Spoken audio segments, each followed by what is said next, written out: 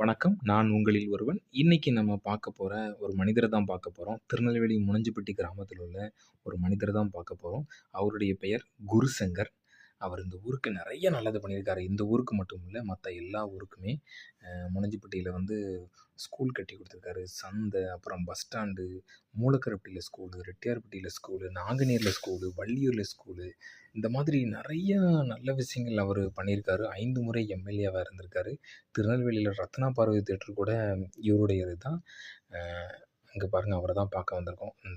நம்ம பார்த்துட்டோம். நெறையா உழைச்சிட்டாரு. ஓய்வெடுத்துக் கொண்டிருக்கிறார். ரொம்ப அற்புதமான மனிதர்.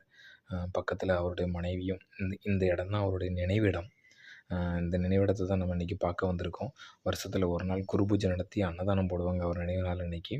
அ எல்லோரும் இவருக்காக வேண்டிக்கோங்க. இவர பத்தி தெரிஞ்சுக்கோங்க.